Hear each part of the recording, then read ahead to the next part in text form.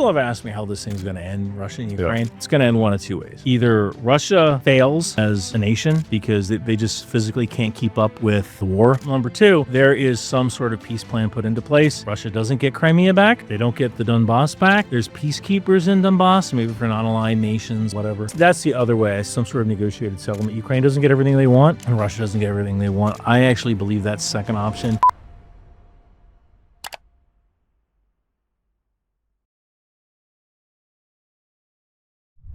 Okay, guys, third time's the charm. We got Ryan. Not many guests make it on 3 times, man, so thank you.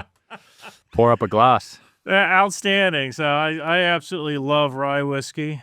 Oh, wait, could you keep the mic closer? And I hope you enjoy. Cheers, brother. May you be in heaven 10 minutes, for the devil knows you're dead. Is this the bottle I got you the first time you came on, or is this a different brand? It's the same brand. I only drink this. I drink Angel. I remember you requested it. I was like, what is that? Okay, it tastes really good. It is deliciousness in a bottle, and you can keep this. Thank you. This is absolutely 100% thank you. yours. Sure, some guests would enjoy that. So thank you. It tastes really good. I will say. I love this. Smooth, very smooth. I wouldn't even need anything else. No, I mean I put a rock in it just to make it a little bit cold. But God, I love this. Well done. I love rye whiskey. New book, obviously. Last Republic. That's why you're on another pod run, right? Yeah, that's why I'm like traveling all throughout the Southwest.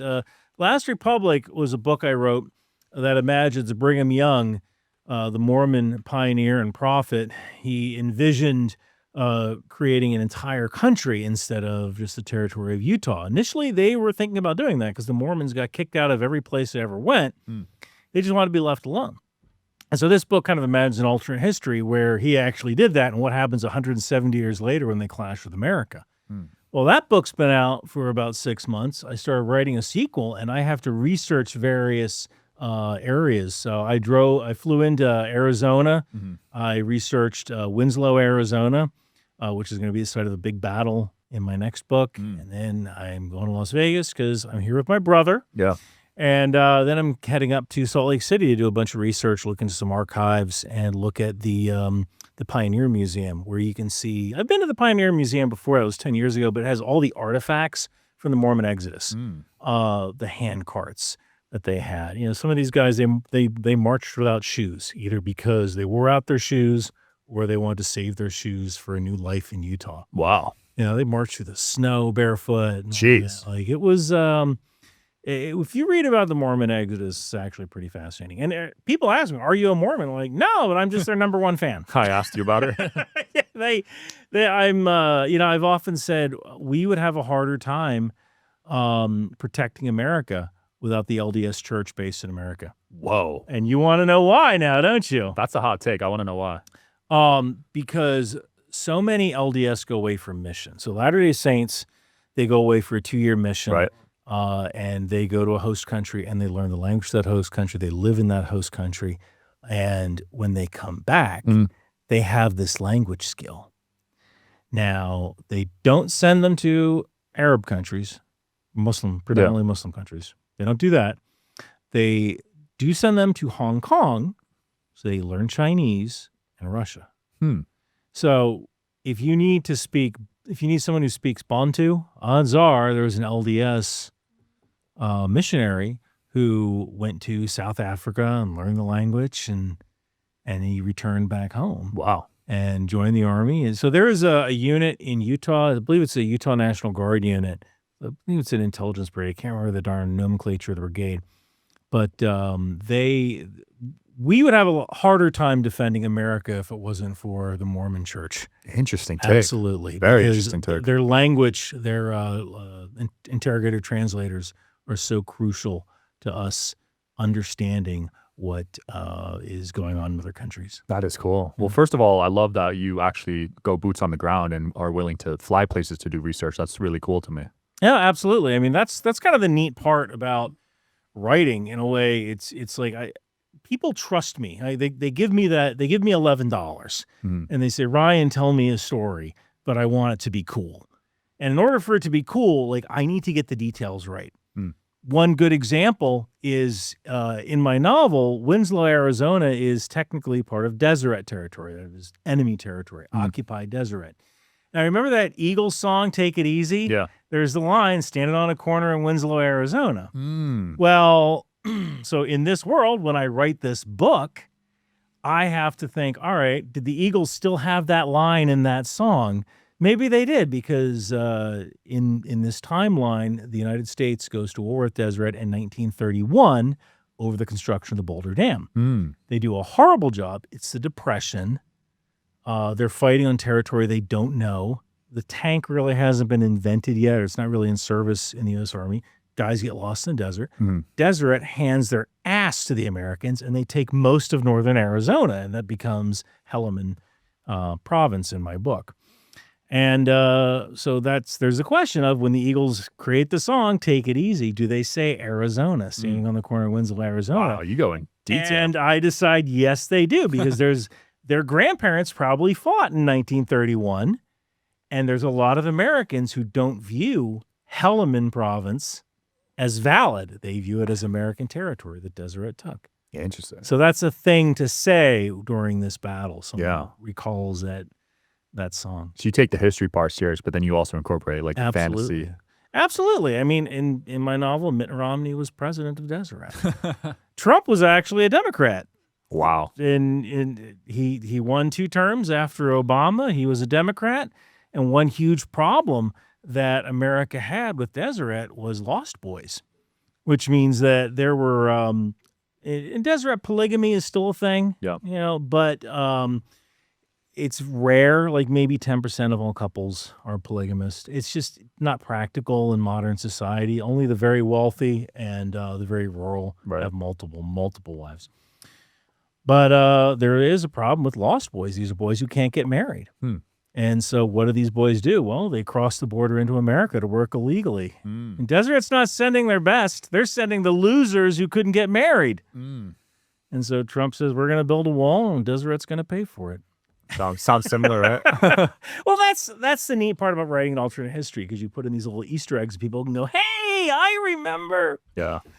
But thank you for inviting me on to talk about this book. But I can talk about lots of other intel stuff. Yeah. What's fascinating in your world lately? I know you're constantly investigating all this stuff.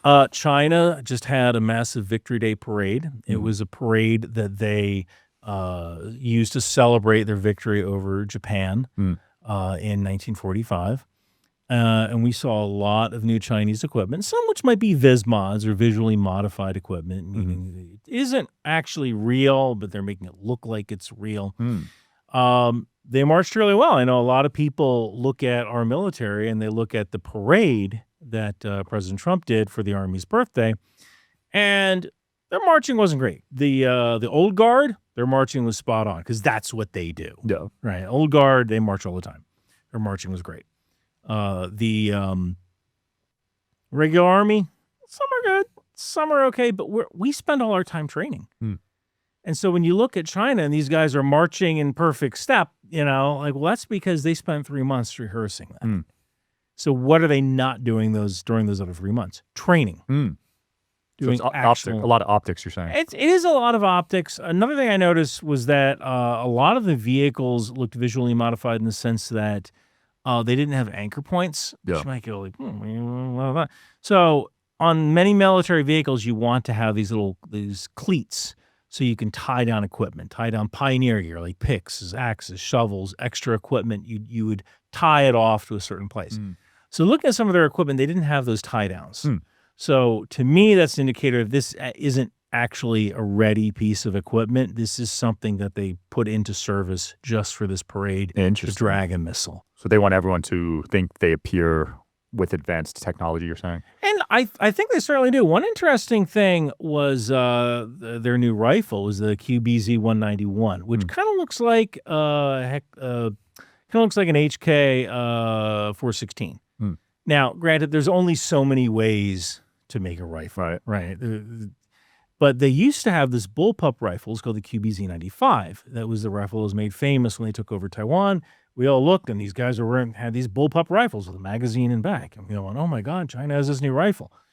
And, you know, I often said, like, it's almost like a goth phase. Like, every country goes through a bullpup phase. They think, like, hey, a bullpup rifle would be great. And then they try it out for 20 years, and they go back to an HK 416 type, right? A standard layout type. What's interesting is that this was the first parade I've seen where every single person has a QBZ 191. Mm. And they first fielded that in 2019. The Special Forces started using it in 2023. And now, granted, we're not seeing the units that don't have this rifle yet, but they were able to fill out at least a division's worth of people with this rifle. So, okay. So they made a lot of them. Well, yeah. I mean, they have to make enough for an army of 2.2 million people. Jeez. Right? That's how big their army is. The Tri-Light from Therasage is no joke. Medical grade red and near infrared light with 3 frequencies per light, deep healing, real results, and totally portable. It's legit. Photo biomodulation tech in a flexible on-body panel.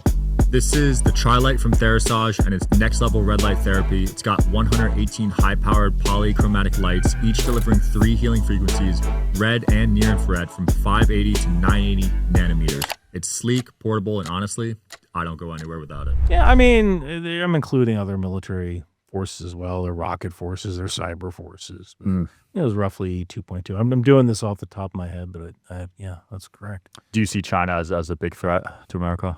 We will be at war with China in 2027 or 2028. Really? You're that convinced? Yeah. Why so? What makes you so compelled? Because Xi Jinping's literally said, we're going to invade China. Oh, really? Yeah, that's kind of how it works. When a dictator says something, you believe them. He's told his army to be ready by 2027 to invade China, which is their 100th anniversary of the founding of the Chinese Communist Party. And the PLA, the People's Liberation Army, it's not the army of China. The Chinese army. Well, they're not the Chinese army. The People's Liberation Army is the army of the Communist Party in China. And that's kind of why they have these weird names. PLA, People's Liberation Army, PLAGF, People's Liberation Army Ground Forces, PLAN, People's Liberation Army Navy, because the People's Liberation Army is the military wing of the party. And they have a ground forces, a navy, an air force, a cyber force, a rocket force. So it's kind of interesting. If you look at actual Chinese history, you look at the actual revolution in China, which was kind of put on hold for World War II, and then it renewed afterwards. When you look at that, it was actually very common for Chinese political parties to have armed wings. And so it is perfectly normal in Chinese culture to have an armed wing of a political party. But China, I wake up and I go to sleep every day thinking about how we can rapidly and most efficiently kill Chinese soldiers entering Taiwan. Holy crap. That's your thought process? That's when I wake up in the morning, I'm thinking, how can we kill Chinese? And when I go to bed at night, I'm thinking, how can we kill Chinese soldiers as they come off the boat? So you would never visit China? I wouldn't be allowed to because I still have security clearance. I wouldn't be allowed to visit. Wow. Yeah, it was tough enough going to Israel. Yeah, that must have been a process, huh? I have to get a briefing, and then because the Israelis are our friends, but Allies. They're allies. Depending on who you talk to. They're allies, but they're not necessarily our friends, right? So I can tell you, going to Israel, you go with all right, I need to buy a second laptop. Yeah. I need to buy a second phone. You didn't trust having your devices there? No, not one bit. Wow. Not one bit. I have a lot of respect for the Israeli military. I have a lot of respect for Israel, the country. But there is a level of, you know what? I know what your capabilities are. Yeah. And so I'm going to kind of go my own route. And Smart move. Do what I need to do to protect myself. What was your objective going there? What were you trying to investigate? So I have another job working for Newsmax, which is I'm not a conservative, but it's a conservative cable news channel. Yep. And they sent me there to do 2 stories. One on there was a rocket attack on some Druze children in the north. This was by Hezbollah. The Hezbollah was firing rockets. One went into the soccer field, killed 12 children playing soccer. And I had another story about the 69th Hammer Squadron and what they did over Iran. Because they flew for 12 days straight. They flew to Iran. They refueled in midair over northern Iraq, the Kurdish-controlled portion. They dropped bombs on Iran, and they came back, and there wasn't a single casualty. Wow. They didn't lose a single plane. Holy crap. And what they did was pretty darn amazing. So that was kind of my mission. There was some other stuff like I got a chance to cover. So funny story. I got a chance to cover a couple of stories. I interviewed the Israeli president, who doesn't do anything. He's kind of a figurehead, but I was able to ask one question. And then President Netanyahu came to speak, and I actually fell asleep. I was so tired. I was so exhausted because I like Newsmax. They've always treated me well, even though I'm not a conservative. They still treat me, like a valued contributor. Mm-hmm. But they were working us like 5 in the morning, 11 at night. Jeez. And you have to file, because they need to make money too, right? They're not sending us there for a vacation. Right. They're there to work. Like I had a number of Israelis say, like, Ryan, come and meet my family and go to Shabbat and do this and do that. And I'm like, Dad, I am working. Right? I'd love to meet your mom. Is she hot? That was actually kind of the weird thing. Like, I'm 50 years old. I know I don't look it, but I'm 50 years old. I was thinking, like, man, maybe there's got to be a lot of divorces from the war going on for 2 years. There's got to be plenty of women my age who are single. No, didn't see it. I saw plenty of people who were like, are you? Like, yeah. That's Ryan, funny. Mcbeth. It's cool to see you have fans out there, though. It is very, like, do you get recognized? Internationally, I don't travel internationally enough, but definitely domestically. Like at airports, I'll get stopped. Oh, you're very tall. I'm tall. I'm Asian with curly hair. I'm definitely recognizable. Yeah. Not a lot of people look like me. But you have a pretty distinct I with mean, the hat. I wear a hat. You're probably walking around with whiskey. half the time. Whiskey. Yeah, a cigar hanging out of my mouth, right? Sir, you can't smoke here. Yeah. It's okay. I'm Ryan Mcbeth. Yeah, I mean, I get recognized a lot, which is the first couple of times it was weird. Yeah. And I don't mind it. Like now I'm at the point where I'll say to somebody, would you like a selfie? Because I can tell they want to ask, but they don't want to like be weird about it. Yeah. And I would say 99% of all my interactions with fans have been positive. At one time, a guy I was coming out of the bathroom. Yeah. And this guy touched my shoulder. And I turned and I grabbed my gun and it cleared leather. I was ready to go. Damn. I mean, I've had Russians threaten me. I've had other Americans threaten me, And God knows the pro-Hamas people, what they're planning, right? And the guy was like, no, I just saw you. I wanted to. And I look over and his family is over there. The guy I think I was seeing Oppenheimer. Wow. And I came out of the bathroom and the guy don't touch someone. Never. That's weird. Never. That's weird. No, there's lines. You don't, especially bathrooms a line for me. Like that's a weird spot to greet someone, especially at the urinal. Yeah. While you're eating, I feel like it's a little invasive at a restaurant, Yeah. I'm trying to think. Have I been I don't think I've ever been, no one's ever come up to me at a table at a restaurant, but at the airport all the time. Airport for sure. Airport all the time. Any haters ever come up to you? I once had a guy chase me down Route 495 in a Honda Civic, a black Honda Civic that had been painted, hand painted black with brush paint and then written on it in white paint, U.S. off NATO borders. So this guy was driving down 495 in Washington, D.C., where I live. Yeah. And he's trying to cut me off and trying to get me to stop. And I have my gun out and I'm like, crap, I'm going to have to freaking get into a gun battle on 495, right? So he recognized you or was it a road rage thing? I don't know. No. He recognized me or he was following me. Wow. Which has happened before. Really? Yeah. I had a guy following me around IKEA. What? Yeah. That's I was weird. at IKEA and this dude was following me around IKEA. Dude, that's wild. I'm gonna get At what point do you confront them for that? You don't. I don't think so. What's weird is occasionally you see ultra liberal people go these gun owners, they don't want to come into the city because they're afraid of the homeless. They're afraid of when you choose to carry a gun, your very next motivation is never to use that weapon. Right. Ever. So you don't even put yourself into situations. So you don't confront anybody. You walk away. In the case of the guy on 495, I got off on an exit. I had a Tesla at the time. Yeah. I just typed in the police station, closest police station, went right there. Guy pulled away. Smart. I think I pay $60 a month for USCCA, the platinum plan. Yeah. That doesn't mean I want to use it. Makes sense. Yeah, especially in the state that you're in, you could be the one that gets in trouble for using it. You could be. I mean, you have to be smart about it. I mean, it's something that you use to defend yourself if you ever have to, but you shouldn't go looking for it, right? Yeah, for sure. Should never go looking for it. And then Elon switched up. Is that when you got rid of the Tesla? I did get rid of the Tesla. Did you watch that video? I actually didn't. So I had a Tesla for the longest time, and I liked my Tesla. So funny story. I had a Ford Ranger, a candy apple red Ford Ranger. I was in the military. I had that thing since 1998.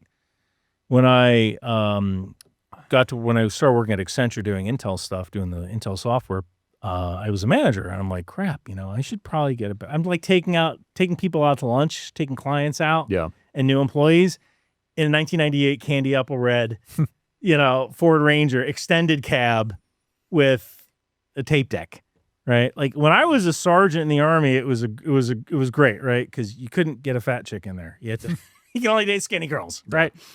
But I guess you could put them in the bed. But so my old first sergeant said, if you can't pick them up, don't pick them up. Good rule. Good rule. But I remember, I'm driving people to lunch, and it's like, man, I need to get a better car. So I bought a Tesla, but it was never me. Like, it wasn't me. I am a light truck guy. Yeah. And so when I was driving in Washington, D.C., and I have a D.C. carry permit, he started approaching my vehicle. I couldn't see his hands. He started going, F Elon Musk, as he's approaching me, and a freaking gun comes out again, and the light turns green, and I just go. Yeah. Like, that's the best way to handle it. Light's green, go. And that's when I thought I need to get rid of this car, because there's too many crazy people. Yeah. And who want to come after me, not because I'm Ryan Mcbeth, but because I'm driving Tesla. They don't like Elon Musk. You know what? And the other thing that pissed me off, the B-pillar trim always kept popping out. I had it fixed like twice, and it just kept popping out. Same with mine. Ford fixed this 30 years ago. And so I went and I bought a Ford Ranger. Yeah. And I'm happy again. I like my light truck. I can carry plywood in it. I still do carpentry. Yeah, I'm an SUV guy myself. I had a Tesla Model 3. I'm too tall for it, and it was never me.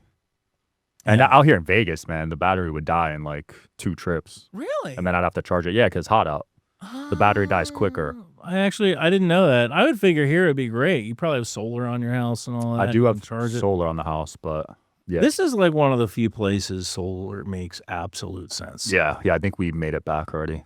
Like it's sunny all the time here. Yeah. You like living here, right? I like it. Summers are a little rough, I go to the East Coast in the summers, DC and New York, film out there for a bit. Do you actually take advantage of like the casinos and the shows? I go to the shows, yeah. Like the casinos, food is pricey, so locals don't really go there. Really? Yeah, we eat off strip.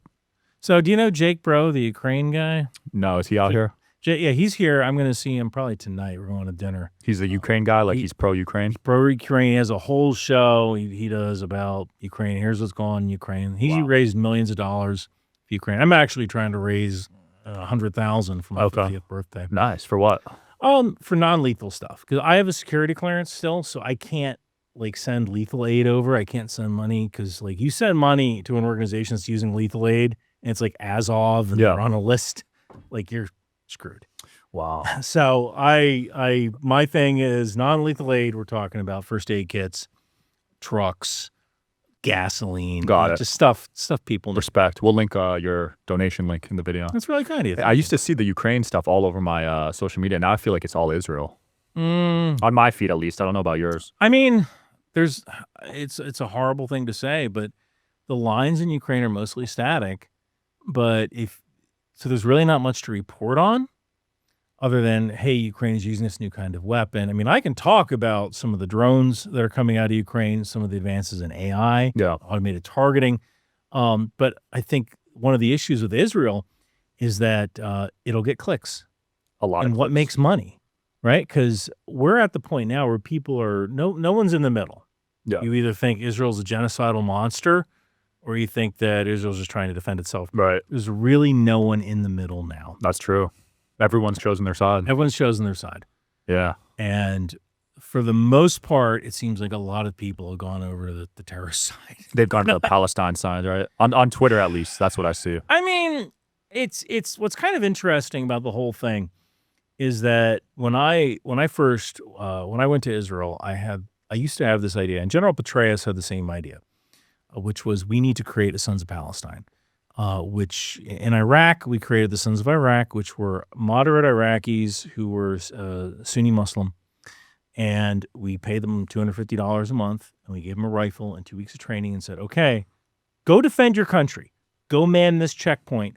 Go find these terrorists and kill them, right? Go take back your country. I thought, why can't we do this with the Palestinians? General Petraeus did the same thing. And then when I went to Israel and I actually talked with some of the soldiers and I talked with some of the victims of October 7th, I went, oh, I was wrong. We can't do that. Wow.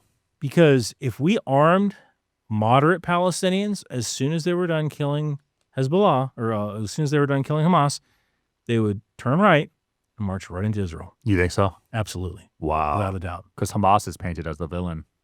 They're the villain. There's no, there's no other better way to put that. They're the villain. When you look at, I saw a video where, and it was actually one of Israel's mistakes. But don't get me wrong, Israel has made a lot of mistakes, and I've called them out on certain things. That's why I like the way you report too. When they've made mistakes, I'm like, dude, you're screwing this up. Yeah. Don't do this. You don't have blind allegiance towards one side. I don't, but speaking as a former Army sergeant, Army NCO, I can look at Israel and go, you're screwing this up because you're trying to do this on the cheap because you don't have professional non-commissioned officers. And when I went to Israel, like everyone who was at brigade level and below, they were amazing. Everyone at brigade level and above couldn't find their ass with a flashlight, a map, and a 4-hour meeting. Wow. That is interesting, right? So poor leadership. I have never met a people so confident in their own incompetence. It's absolutely like, how the hell are you guys a country? I wonder how it got to that point where the leadership struggles like that. I don't know.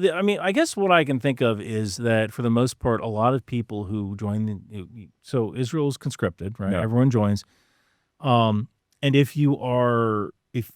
for the most part, people do it's almost 3 years now if you're male. I think it's 2 years for female. You do your time and you get the hell out. Yeah. And you go do something else. And then you're a reservist until like you either 40 or 43 or 45. I can't remember the exact number. It depends on what you did. Yeah.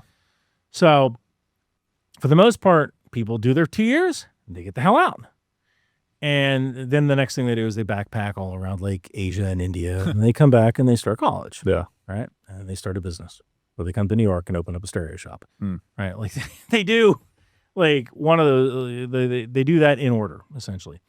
But one thing nobody does is stay in. So the people that stay in are either really good at it or they can't do anything else. They don't have a plan B. They don't have a plan B. That makes sense. And if those people just kind of keep rising up, and eventually they're at brigadier general level and they're in command of the division, they're in command of the theater. Right. And they're like, hey, we're going to have an NCV, a non-combatant casualty cutoff of 20. We can kill 20 civilians in order to kill one bad guy. In the U.S. Army, we had an NCV of maybe 5. Really? 5 to 1? And that, like, 99% of the time it was 0. If we were looking for Daddy El Badi and there was one civilian with Daddy El Badi, we couldn't kill Daddy El Badi. Wow. And they're willing to go 20 to 1 in Israel? At least one brigade was. Holy crap. Which is a lot. And that's where I think the big issues are that I see, at least on social media, when there's civilian casualties, right? I mean, look, just because one thing a lot of people don't seem to understand, they saw this with Ukraine, people said, oh my God, that's a war crime. Like, actually, it's kind of not. You are allowed to do that thing.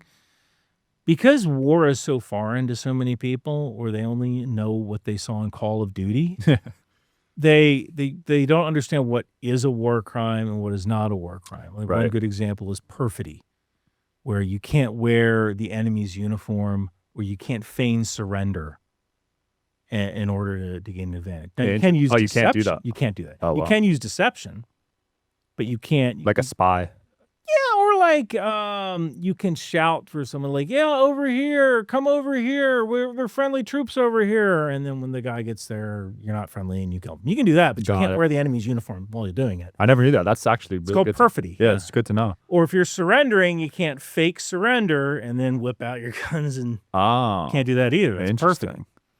Wow. So I saw just a couple of days ago, there was a Ukrainian who convinced a bunch of Russians to come over to him, and he shot him. And they said, this is a war crime. I said, well, from the distance we're out viewing this thing from the drone, I can't tell who's wearing what camouflage because it's all just kind of green. So I don't know if this is perfidy or not. And I don't know what they're saying on the ground. Interesting. You know, I don't know if the guy is claiming I'm surrendering. Yeah, So it could have been anything. It could be anything. And that's something, if you're pro-Russia, you're going to view it one way. If you're pro-Ukraine, you're going to view it the other way. You need to view it in the totality of the circumstance. What was the war crime that Netanyahu was being tried for? Because I saw that online. What is being tried for? Or wanted for. I actually don't know, but you can probably pick your poison on that. I'd actually have to think about that because I am not a lawyer, and it would be like a Hague thing to say, like, all right, we are. I guess. So here's kind of the funny thing. One thing you could probably say is Israel is displacing people, which I don't know if that's necessarily a war crime, but I guess one component of genocide might be displacement of peoples. However, like, one of the things that I always kind of wondered about the conflict was if Israel was smart, what they should have done was open the border down at Khan Yunis at the Kerem Shalom crossing, open all their crossings, let women and children into Israel, put them up in camps. If you want to come in through the crossing. We're going to search you as you come in. We're going to put you in a camp. We're going to give you food. We're going to give you water. We're going to give you medical care. We're going to set up a school for your kids. And then we're going to walk north through Gaza and kill everybody who isn't dressed like us. That would have been the smart thing to do. Or ask Egypt, open up your border at the Rafah crossing, let people in, build a camp. Egypt wouldn't want that because they're terrified of the Palestinians. They hate them because they're associated with the Muslim Brotherhood. The Muslim Brotherhood is this not so nice terrorist organization inside of Egypt. Oh, yeah? Oh my God, the Egyptians, they hate the Palestinians. Wow. I haven't looked into the Muslim Brotherhood, but that might be another rabbit hole I got to dive into. They hate the Palestinians. So ideally, we should have done that. But if Israel had done that, people would go, oh my God, they're displacing the Palestinians from their land. The reason that you see a lot of civilian casualties in this particular war is that this is the first time I can think of in modern, I think this is the first time I've ever seen a LSCO conflict, a large-scale combat operation, where we didn't let people leave. Now, Israel did let people all right, well, you can go from Gaza City down to Khan Yunis, and then we're going to have you go from Khan Yunis all the way back up to Gaza City.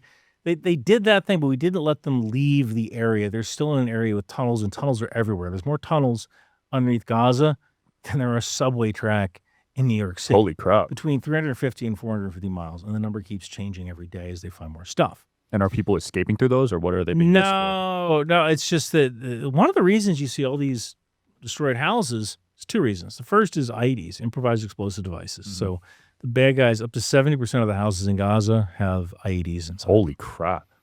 So if you're an Israeli squad, you're like, I'm not clearing that building. Bring in the D9. They bring in the bulldozer, crash the house. They don't chance it, yeah. No, they don't chance it. The other thing is tunnels. There's so many tunnels underneath that when they find a tunnel and they put explosives in it and they collapse the tunnel, all the houses on top collapse as well. Wow.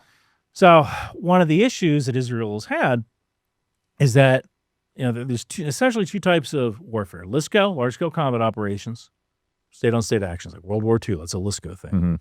And there is COIN, counterinsurgency. That was Vietnam. Try to win hearts and minds, get the people on your side, that kind of thing. I think the reason the war in Gaza is kind of ending up the way it is that Israel's trying to do something that's in the middle.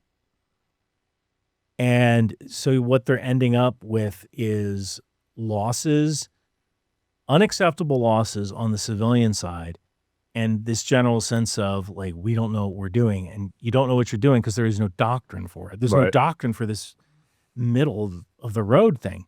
There's coin doctrine. There's counterinsurgency doctrine. General Petraeus wrote it. Mm-hmm. I'll give Israel my copy. Maybe they ought to follow it. But if you're trying to do LSCO operations and there's still people inside the community, you're going to kill a hell of a lot of people. And that's where information warfare comes into play, and then they blast it everywhere, and now a lot of people are against them, right? Well, Hamas knows that they can't win by force of arms. Right. Hamas is finished. They are dead men. You think so? Absolutely. Wow. They're dead men. There's Israel will hunt them down until there's not a single man left. That being said, the only way they can win, and I'm putting that in quotes, because there's no win. There's lose and lose more. Right. I've said the same thing about Ukraine. He was like, oh, you say Ukraine is going to win. And no. Ukraine is going to lose, and Russia is going to lose. The question is who loses more. You don't think Russia wins if they get the land they wanted? No, I still consider it a loss because who's going to trade with them? So long. How do they get their economy? Because you have these oligarchs, these Russian oligarchs who helped fund this war against Ukraine. They're the ones paying the high taxes. They're the ones getting hit with, I think it's a 22% inflation. Jeez. Gas prices in Israel are up to like $1.03 a liter, which might seem cheap to us, but a liter. You have to do the conversion to rubles. And, I don't know the conversion. And it was once like 33 cents for a liter. Okay. So like going up like, God, 3 times. Yeah. Right? 2 times, 3 times. That's a lot. I'm doing some research about that right now. I'm looking at some of the, because Ukraine keeps striking Russian oil facilities. There's like 80 Russian oil refineries. And my theory is like every time they strike an oil refinery, does the price of gas go up? So I downloaded all the Russian gas prices week by week, trying to map every single strike. I know that's what I do. You're the only one that does that. I am the only one that does that. You're right. But then I have this intelligence packet. You could leverage that to make money, I bet, somehow. Well, I do. I have my Substack. It's only $5 a month. And when you join my Substack, you get access to all these papers. I just wrote a paper today. Well, not today. I wrote it 2 months ago. But I just released a video today that was the subject of a paper. Or the video was about this paper that I did. That was about all of the Russian efforts in Africa, in the Arctic, in the Middle East. Because Russia has some bases in the Middle East and they have bases in Africa.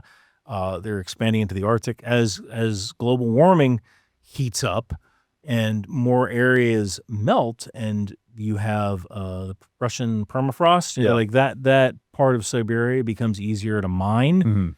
A lot of natural resources are going to be exposed, and Russia is perfectly positioned to exploit those natural resources. Interesting. If they can find the funding to do it, because the funding is going to come inside Russia. Most of their oil extraction equipment is Western. So, okay, they might win. Let's say they do manage to capture Ukraine, which if we're going by square kilometers gained every week, it'll be about 70 years before they take all of it. Damn, 7 more years. 70. Oh, 70. 70. That's how slow Russia's But wars never last that long. So that's... There's 100 years war. Really? It was like in the medieval times, but yeah. Modern wars, I guess. No, they don't tend to last that long because people have asked me how this thing's going to end, Russia and Ukraine, and I've said that it's going to end one of 2 ways. Either Russia fails as a nation because they just physically can't keep up with the war. They can't. Yeah, with Trump's support, that probably wouldn't happen, though, right? I don't think Trump supports Russia. Boy, what a statement right there. Yeah. Flip that up. Yeah, that's a good one. That there's a short for you right there. I don't think Trump supports Russia, but there is a person, an undersecretary of defense for policy. His name is Elbridge Colby. You look the guy up. Elbridge Colby looks like every guy who ever fired your dad. All right. But he happens to be the Undersecretary of Defense for Policy, and this guy has a raging war boner for China, like bigger than mine. And yeah, that's hard to do. And so that's why, like, remember a couple of months ago, we suddenly stopped all arms shipments to Ukraine, and the president was like, "What the hell did you do that for?" Yeah. That was Elbridge Colby. Oh, he just took it on his own to just. Wow, he had that authority to do that. It's not that he hates Ukraine, it's that he really hates China. And to him, every single weapon system we send over to China every single weapon system we send over to Ukraine is one less we can use against China. That's one of the reasons, like, there's a lot of YouTubers doing all these videos about, we're going to invade Venezuela. I'm like, oh my God. Over Elbridge Colby's dead freaking body, are we invading Venezuela? Yeah. That would take so many resources, so many missiles that we just don't have. Yeah, we got to save it for China. We got to save it for China. And we might, we fired a Hellfire at one Tren de Agua fast boat, right? Mm-hmm. A Hellfire is $60,000. Damn, just for one missile? Yeah. Holy crap. I've often said, whenever you see someone firing a Javelin anti-tank missile, I want you to imagine dropping a Ferrari from a building like in Ferris Bueller's Day Off. Holy crap. Yeah. That's nuts. Roughly how much it costs. Okay, so that's the first way you could see it ending. Russia fails. What was the second way? Yeah, so the first way, Russia fails as a nation. They collapse, and you have a bunch of warlords fighting each other in Russia, and that's how Ukraine gets back Crimea and the Donbass. Mm-hmm. Number two is there is some sort of peace plan put into place. Russia doesn't get Crimea back. They don't get the Donbass back.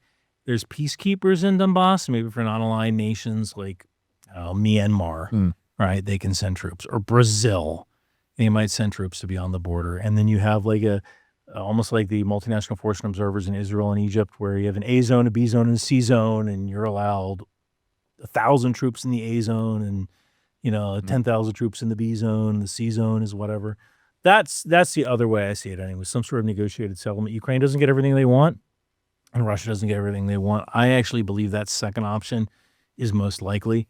I don't necessarily see Ukraine getting Crimea back unless Russia collapses. It's a bridge too far. Yeah.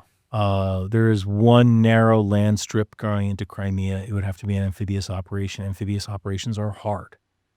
And Ukraine just doesn't have the troops to make a breakthrough like that. They are working on like robotic assault vehicles. So like maybe they send self-driving or?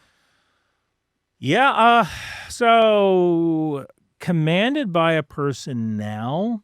So essentially there was just, I think back in December, there was a National Guard unit, a Ukrainian National Guard unit, that sent these killer robots into a Russian position. They were actually able to shoot, and they captured people with a robot. And they were guided by people with joystick controllers. And the robot would send data up to a drone that was hovering, and that drone was acting as a relay station to holy crap that signal. So yeah, they had an all-drone attack. It was mainly small wheeled drones using PKs, which are machine gun, a medium machine gun. So these drones were shooting guns? Yeah. Oh yeah. Wow. I need to see a video of that. Yeah, I can show you. That's crazy. Absolutely, so that's the future war right there. Well, that and drone swarms. So Ukraine has already worked on drones where they have a spotter drone and they have two killers. So it's a hunter-killer. What? Yeah, and these. So oh my God, it's a copy of the shed. The Ceph. The Ceph drone already has a programming controller where you say, okay, I want you to fly to this area. I want you to look for a tank. If you can't find a tank, I want you to find an armored personnel carrier. If you can't find an armored personnel carrier, try to find a command vehicle. And so the drone is using AI pattern matching, image recognition. Wow. Yeah. That is nuts. Oh, there's a tank. Okay. Now, the next phase to that is you have a controller and you have two attack drones. And these two attack drones are like, all right, what are we looking for? And the controller goes, all right, well, we're going to try to find this thing. If we can't find it, we find this thing. And so the two attack drones hit their targets, and the controller flies back and lands. That is nuts. Is there a way to disable those at the moment, or? No. The funny thing is that for the most part, once you start an AI program, there's no... You can't turn it off. You can't turn it off. Holy crap. You can use something like a semaphore. So you might show like a visual representation of a letter or a character, and that'll let you know get on program. And then when you see this other character, okay, off program. And you need that to, like, let's say you launch these drones from a certain location and they're supposed to come back to another location to land, but that location is compromised. You might put panels there that spell out a letter. Yeah. So the thing reads that letter and goes, oh, I have to go to the secondary site. Because as soon as you put a radar, or as soon as you put a radio on something, it can be jammed or it can be hacked. Yeah. That's what I was wondering. If someone was sending a drone to the U.S., could we disable it, I guess, remotely somehow with jamming or something? It would. So, like, are they launching the drone from the U.S.? I or are guess they they'd have to, launching- right? Could it be too far away if they launch it from somewhere else? You could probably. So, one of my big fears. I occasionally go down to Virginia Beach. There's a girl I know down there, and, you know. Love the ladies. Yeah. Well, it's it is absolutely amazing what I do. Yes, I will drive 4 hours for that. But although it's interesting is every year this girl's condo association tries to ban smoking in the building. They don't like you there. And I'm like, listen, if they succeed, sorry, we're done. Cigars over a woman. Absolutely. I mean, why do you think I drink so much? I look at Norfolk. Look, the port of Norfolk. Yeah. And Norfolk Naval Base, which is where we have I think all of our carriers on the East Coast. It's right next to each other. So who's to say you couldn't launch a shipping container drone attack against a bunch of aircraft carriers that are idling at the port? Wow, we keep them all there? I believe so, yeah. That's I interesting. think that's where all of our aircraft carriers are homeported. I might be wrong. I'm not really that much of a Navy guy. That's Sal Martigliano of what's going on with shipping. Should have him on the show. He can talk about That's a Navy guy? forever. Not Navy, like merchant marine. Huh. Like when he was in the first Gulf War, he was on a ship called the Mercy, which was like a hospital ship. We have two of them, the Mercy and the Comfort. But he knows all about this. Wow. I can give his contact. There's hospital ships. Yeah, we have hospital ships. I mean, it's a literal. It is almost like a cruise liner, but it has an operating theater inside of it. It has a deck to land helicopters on. Wow. So you get medevaced onto the ship. Onto the ship, and they'll work on you right there. Oh, crap. And you'll do your convalescence on the ship. Absolutely. Damn. Yeah. It's cool you know all this. I got a fun question for you. Okay. You've studied a lot of wars, I bet. I want to know which war is the most fascinating to you. Which one have you spent the most time researching about? Probably the Toyota War. Toyota War. So Libya invaded Chad at one point. And essentially Libya under Muammar Gaddafi, they were invading Chad, and Libya was using all this Russian equipment, all this stuff. And these soldiers in Chad, we offered help. The French and the Americans offered help to the Chadians. What would you like? You want anti-tank missiles? You want this? You want that? And they're like, nah, we just want pickup trucks and machine guns. They knew how to repair Toyota pickup trucks. They knew their way around medium machine guns. Have you ever heard the term technical? Technical? In what sense? As in a machine gun truck. Oh, technical. no, I haven't. All right, so this actually started back in, the term technical started back in Somalia in the 1990s, 1993 or so. So essentially these warlords would weld heavy machine guns to their pickup trucks.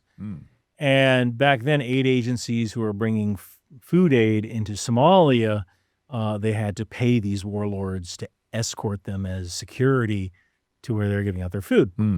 And because you can't put down bribes to warlords on your expense sheet as, and as a valid expense, you would put the people would put down technical payments. So these trucks became technicals. So I think one of the fascinating things was the Chad army, who decided, like, you know what? We can't use these tanks. We can't use armored personnel carriers. Our population is not educated enough to use these things. But we know pickup trucks. We have plenty of shade tree mechanics. We know how to use a heavy machine gun. This is what we need. You give us these things and we can win the fight. And they did. Yeah. They won with that setup? Yeah. Holy crap. Old school. Look, I mean, the Taliban used to use Toyota Hilux pickup trucks. Yeah, think of a Toyota Tacoma. Is it Tacoma? It's a big car, yeah. What's the smaller one? There's the Tacoma and there's the well. Tundra. So it's a Tacoma. Okay. So Hilux kind of like a Tacoma. Weld a machine gun to the back. You can put 4 to 6 Taliban on the back as dismounts. So the I don't know how well you can see stuff, but like if this is the enemy right here, you roll up in your truck, you dismount the infantry go around, the truck fires its machine gun and suppresses the target, the infantry come around, they tell the truck stops shooting and they assault through the objective. Interesting. So a truck with a heavy machine gun is actually a pretty good weapon, especially for indigenous forces or forces who aren't that well trained. You know, you're not learning complex mathematics, or you don't have laser systems that can break down. You got a truck, you know how to fix that. You go to Pep Boys, get a part. Yeah. And you got a machine gun, and it's on a bunch of brave dudes who can dismount and assault through the objective. Yeah. Interesting. I haven't heard about war. Yeah. My dad used to love war books. He would read so many World War II books. It was insane. He probably read every single World War II book. Well, it's been over 100 years since World War II, and we're still doing video games about it and stuff. It's almost like we need to move on to something else. But I think, like, for a lot of people, that was... They taught in history school, in history class growing up. So I think it kind of stuck with a lot of people. Yeah, and, you know, I think maybe it was the last good war, right? The last war, there was bad guys and there was good guys. Yeah. I mean, I kind of think Ukraine is kind of divided into good and bad as well. But, you know, I also... I can see that there might have been an ideological purity to fighting as the West against, let's say the West, is fighting as the Allies against the Axis. Yeah. Because, I mean, the Japanese are cutting people's heads off. You're probably a bad guy. No, it's a valid point. Dropping poison gas on people? Probably a bad guy. We did some messed up stuff. Like, my God, if we lost the war against the Japanese, World would have everybody looked a lot different. well, I mean, just think about it this way. We probably would have been put up on war crimes charges for dropping incendiary. You realize more people died from firebombing the Japanese, firebombing Tokyo, than Hiroshima and Nagasaki? Wow. From firebombing. Well, back then, like, we weren't that accurate when it came to dropping bombs, especially with, like, the jet stream, and, like, you might be dropping 30,000 feet.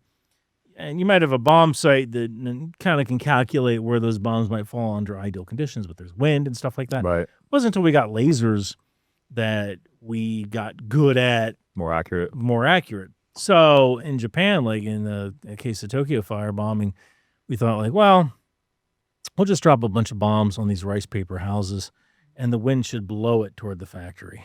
Can you imagine doing that today? Wouldn't do that. If we had lost against Japan, We would have been in trouble. we would have been in trouble. They would have been beheading dudes, Yeah. without a doubt. Wow. See, the atomic bomb is what saved us, I guess, in a sense. The atomic bomb is what saved us, but freaking conventional firebombing killed more Japanese than the atomic bombs did. Wow. That is nuts. Isn't it? Damn. Well, Ryan, you're a fun guy to talk to. I'd love to keep having you on whenever you're out here, or when I'm in DC. Absolutely. Where Has could it been an hour? Yeah. Oh my We're coming up God. to an hour, man. Yeah, 52 minutes. Where could people find your book, find you, find your show, and everything? Find my book, Last Republic, is on Amazon. The new book, Lies to Rule Men, should be out by November. The publishing process is crazy. You got to editing, and it's amazing anything gets published, honestly. Yeah. You read a book about 20 freaking times. But you can find that at Amazon.com or bunkerbranding.com, where you get a free sticker with it. I hear you're getting married. I'm getting married in a month. How do you Yeah. feel about that? I'm excited. I've been with her for 8 years, so she's Yeah. the one, you know. You've been married before, right? Would be a horrible husband. I've been married before. Who the hell would marry this? Like, seriously. It's like, oh, honey, you need your medicine? Let me finish my cigar first, and I'll get you your medicine, okay? That would be a horrible husband. Don't ever marry me. Seriously. You would be an interesting husband, for sure. Absolutely. But, yeah, thanks for your time, man. This was fun. Thank you. Thanks for the whiskey. Cheers. Cheers. Nice. I hope you guys are enjoying the show. Please don't forget to like and subscribe. It helps the show a lot with the algorithm. Thank you.